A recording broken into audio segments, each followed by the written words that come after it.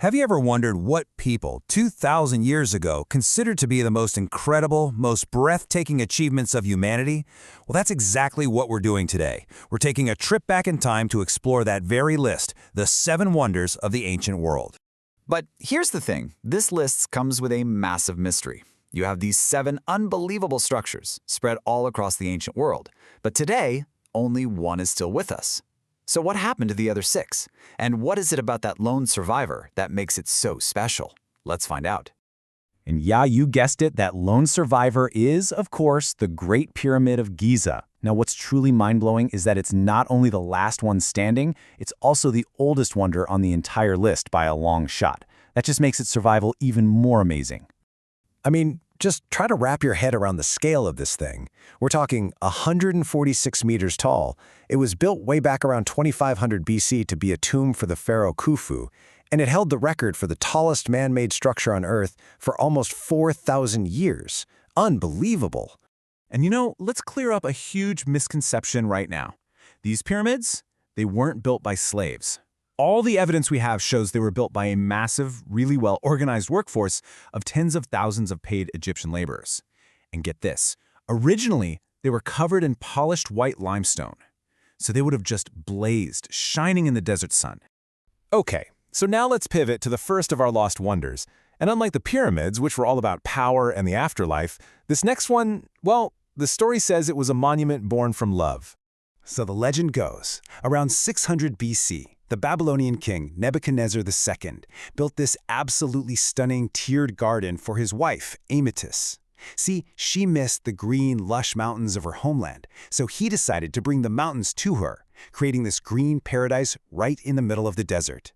But here's the really wild part about the gardens. They're the only wonder on the list that historians are still arguing about whether it even existed. We have no definitive Babylonian records, no ruins have ever been found. It's a total mystery. If it was real, the best guess is that a powerful earthquake wiped it off the map.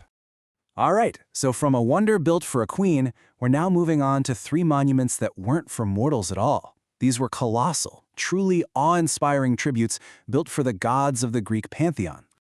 So, we're talking about 3 incredible structures here, all tied directly to Greek worship. You had a gigantic statue for Zeus, the king of the gods, a massive marble temple for Artemis, the goddess of the hunt, and a towering bronze Colossus of Helios, the sun god. But as we're about to see, their fates couldn't have been more different. People said the Temple of Artemis was just the most beautiful building on the planet. I mean, listen to this. Antipater of Sidon, the guy who actually made the list of wonders, said it made all the others look dull in comparison. But that beauty made it a target. In 356 BC, some guy, literally just to make a name for himself, burned the whole thing to the ground. It was rebuilt, but sadly it was destroyed for good centuries later when the Roman Empire turned its back on the old gods. And what about Zeus? Well, inside his temple was a 42-foot-tall statue of him on a throne, made from gold and ivory by the master sculptor Phidias.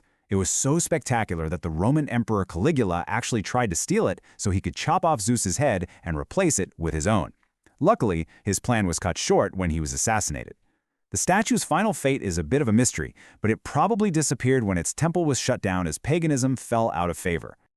Now, the Colossus of Rhodes, this was a statement. It wasn't just a statue, it was a 30-meter-tall symbol of pure victory. After fighting off a huge invasion, the people of Rhodes took the enemy's abandoned weapons, melted them down, and built this incredible monument to their sun god, Helios. It stood proudly at their harbor for only 54 years before a massive earthquake just snapped it right at the knees. Okay, our last 2 lost wonders weren't really for gods, and they weren't for love. Nope, these were all about raw, unfiltered human power, wealth, and the burning desire to leave a legacy that would last forever. The Mausoleum at Halicarnassus was so incredibly grand that it's the reason we have the word mausoleum today. It was meant to be the final resting place for a ruler named Mausolus, but he died really early into its construction. But his wife, Artemisia, was so devoted that she finished the project, creating this 45-meter-tall masterpiece that stood for over 1,000 years. And speaking of sheer height, our final wonder was an absolute titan, the Lighthouse of Alexandria. Just look at this chart. At around 130 meters, it was second only to the Great Pyramid, an absolute giant of the ancient world. And this thing wasn't just for show, it was a critical piece of ancient infrastructure. For more than 1,000 years, a fire burning at its peak guided ships safely into the port of Alexandria, which was one of the busiest in the world. It was a true beacon of civilization until, like so many of the others, a series of earthquakes finally brought it tumbling down. So, we've seen these magnificent structures, but we're still left with that big question from the beginning. Why did they fall? What were the forces, both natural and human, that brought these incredible marvels to ruin? Well, it didn't happen all at once. The wonders vanished over a huge span of time, almost 2,000 years. From the arsonist who destroyed the temple of Artemis in 356 BC, all the way to the final collapse of the Mausoleum in the 15th century. They were claimed one by one. And when you really break it down, a very clear pattern starts to emerge. Sure, human actions like arson and neglects definitely played a part. But the number one destroyer of the ancient wonders? It was the sheer, unstoppable power of the Earth itself. The Eastern Mediterranean is basically an earthquake hotspot, and so 4 and maybe even 5 of the 6 lost wonders were ultimately destroyed by them.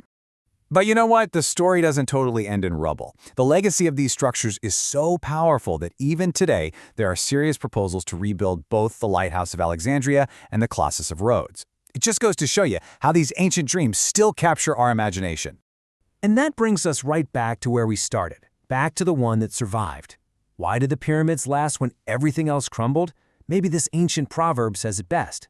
They were built with a kind of stability, a scale, and a simple, brutally effective geometry that made them almost immune to the forces that claimed all the others. They weren't just built to last. It seems they were built to laugh at time itself.